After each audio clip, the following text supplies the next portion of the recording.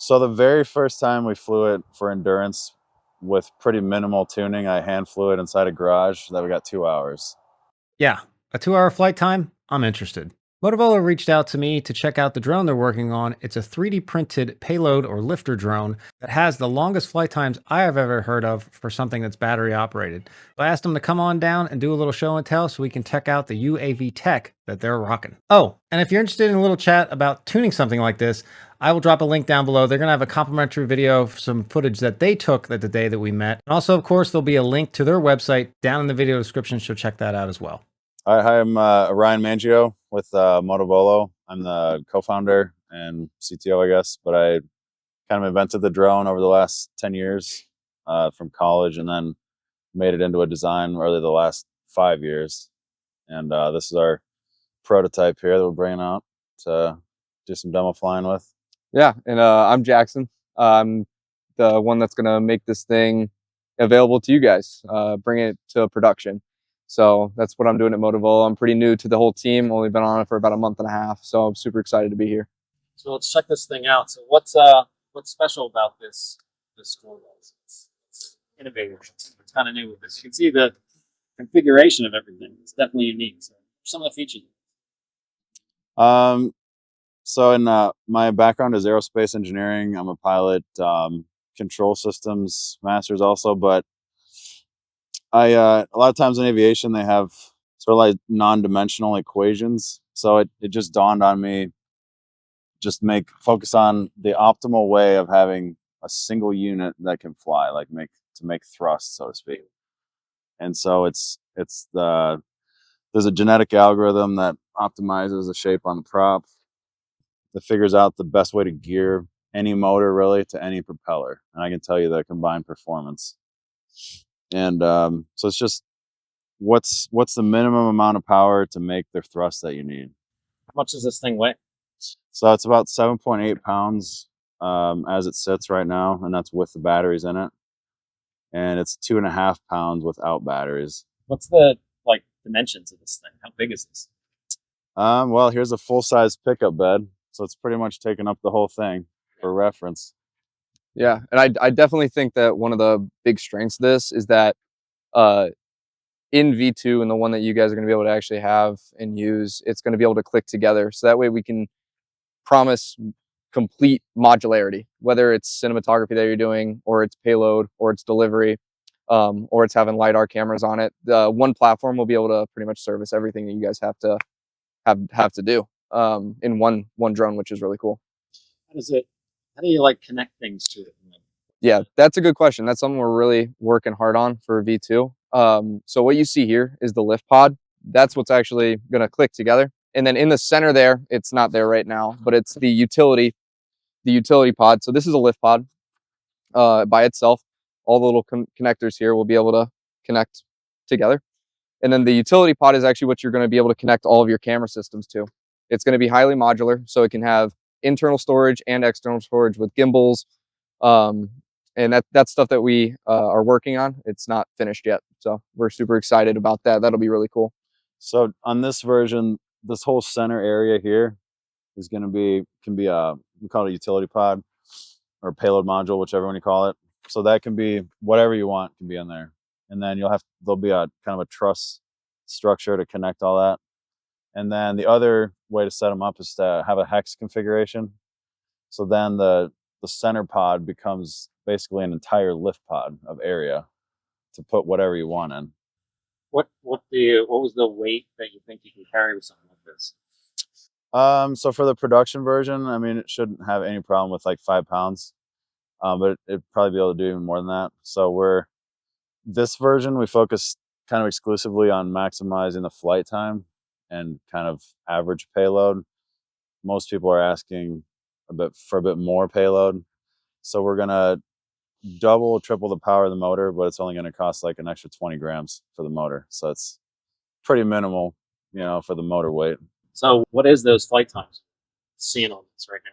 So the very first time we flew it for endurance with pretty minimal tuning, I hand flew it inside a garage that we got 2 hours. And that was a mind-numbing, pretty brutal thing to do. Yeah. but I got through it, and then did a bunch more tuning. Had to find ways to tune it because it flies like a really big drone because the batteries are distributed, so it's actually really stable because of that. So we built a testing stand and did all that, but then we did an endurance flight recently and got to 2 hours and still had voltage to spare. We landed early because it was pretty windy, so probably 2 hours and 15 minutes on this last flight we did. That's great. What's the drivetrain? Like, what's the power? How are you powering this? Like, what's the battery? The battery's in these pods, right? Yep. So this one is 21700 cells. There's 8 of those per pod, 32 total. So it's 40,000 milliamp with 4S. So it's essentially a flying battery. Yeah. Light flying battery. Yeah. And what's flying this? What's the controller that you have here? So this is it's Autopilot, just the newest firmware, and that's MRO Control 0. And went with that one because it's US made, but it's also one of the lightest autopilots you can get, and the weight of it is really critical for this guy. Yeah, I can see it's a GPS unit up top there. Yeah, that's an M9 GPS. They just came out with an M10, which is lower power, newer, better, and all that stuff. So we're gonna do some testing with that soon and swap that unit out. Well, is there anything else? If not, let's get this thing up in the air. Daylight is burning here, as we know. Yeah, let's do it. Let's do it. Let's check it out.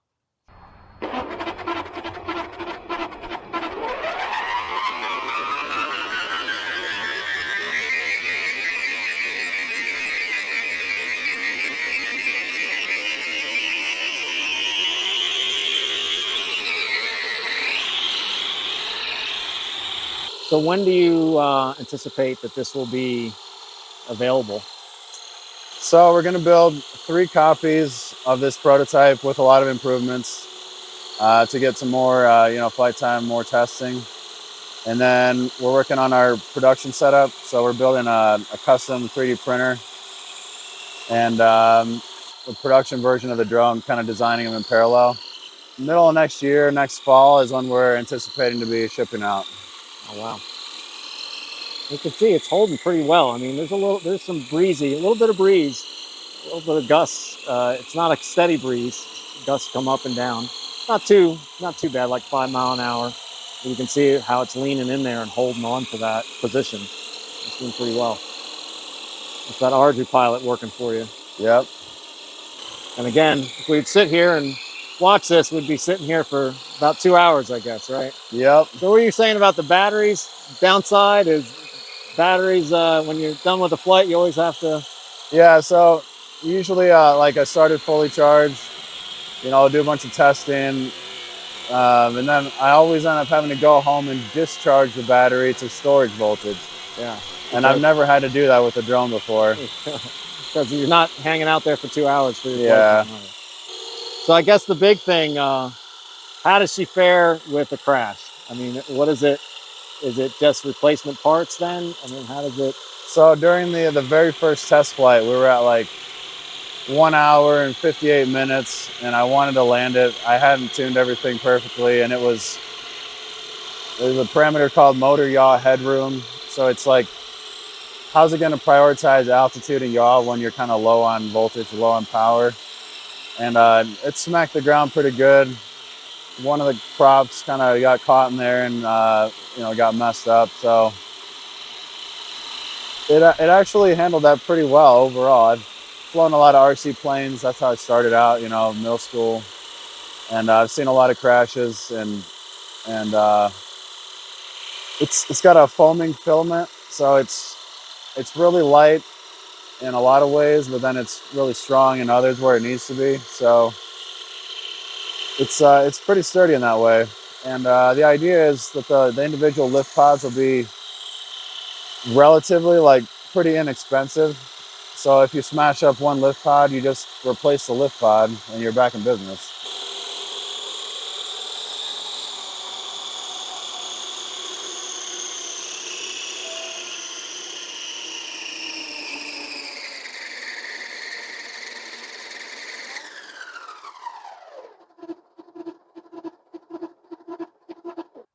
Well, thank you guys for coming out. I appreciate you guys showing us this today. And you know, it's very cool, very innovative idea. The 2-hour flight time is really something special.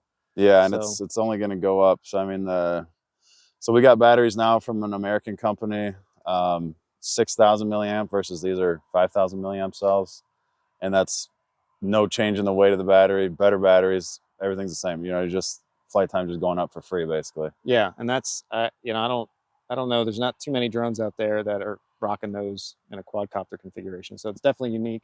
Yeah, Definitely a super unique design. Quite innovative. So hats off to you guys, especially on a 3D print. You know, making stuff 3D printed fly well is extra special. yeah, it yeah. takes another level of design expertise to do that. So we're making a printer. It's kind of a jumbo size Ferrari. I don't know how else to describe it, but this filament is pretty challenging to print with. So the production version will be foaming ASA. Okay. So it's like an ABS, but it's outdoor rated, so UV tolerant. So it has a higher temperature before it's gonna deform. You know, melt Yeah, for temperature. out in sun. And Yeah. So this one is just a PLA, but it's fine, you know, for testing. But we want to make sure we got the temperature tolerance and all that. Yeah, the ASA will also be a little bit stronger for impact resistance. Yeah. And then temperature and all that good stuff, as well as a little bit less infiltration of water and moisture. Yeah. Moisture, that makes sense. Yep. So where can people check you out? Like where to get more information and see this kind of progress?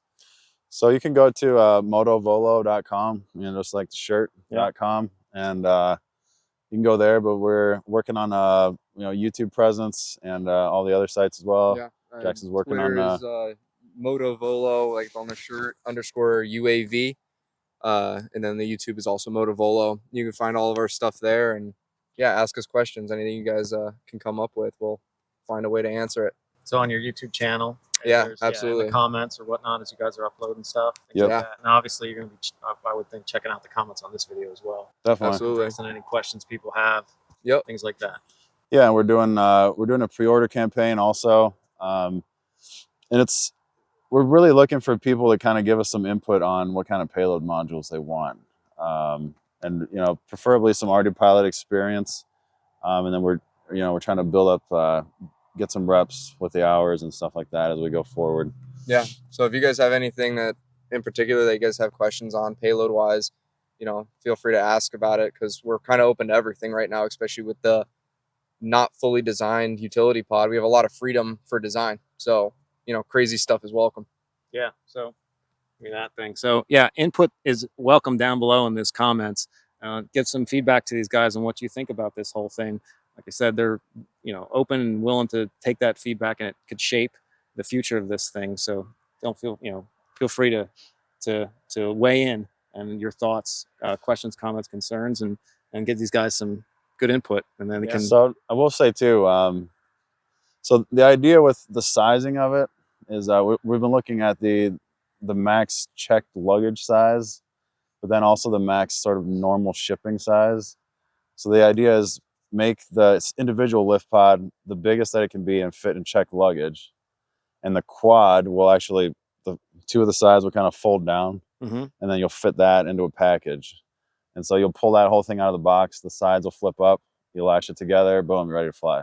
Oh wow, yeah, like some mobile utility. So we definitely want to very like open source friendly type of stuff. We also, you know, come from a military background, so we're certainly going to pursue that as well. But I mean, we want to favor, you know, people tinkering with it and putting stuff together. It's modular, you know what I mean? So yeah, we're definitely into the open source thing, people trying things out and taking new ideas, all that kind of thing. Yeah, and I could see that when I was visiting your website, some of the mobile and the different configurations. You had the hex quad config. Hex and the Octo H. Yeah, so it's basically two quads stuck together. Yeah, yeah, I saw that.